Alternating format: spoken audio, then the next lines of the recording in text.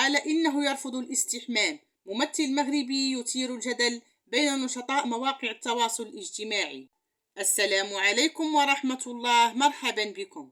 تصريح مثير، ذاك الذي جاء على لسان أحد الممثلين المغاربة بعدما كشف عن عدم استحمامه بشكل دائم بحجة الحفاظ على الماء من التبذير، الشيء الذي أثار جدلا واسعا بمواقع التواصل الاجتماعي. ويتعلق الأمر بالفنان المغربي عبد الحق الزروالي الذي قال في إحدى لقاءاته الصحفية إنه لا يستحم كثيرا لأن الماء شيء مقدس عنده، مشيرا إلى أنه لا يستهلك الكثير من المياه بمنزله.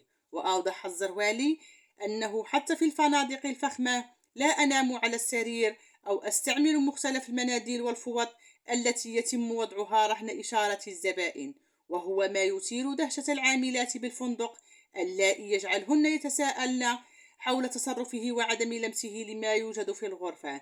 وأضاف في تبريره لموقفه أنه يبحث عن النظافة الداخلية. ما يمكنش أنا موسخ من الداخل، كنشوف نشرة الأخبار ونشوف أشنو واقع في فلسطين ونوض أنا ونغسل وندوش ونتعطر ونخرج عند الناس.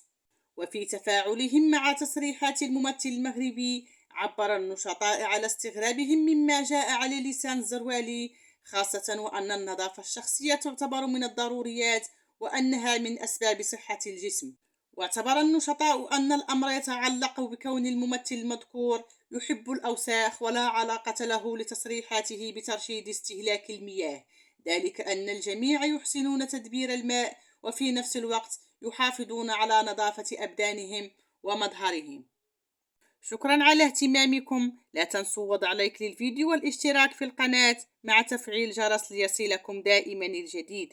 دمتم في رعاية الله، وإلى اللقاء إن شاء الله في موعد قريب.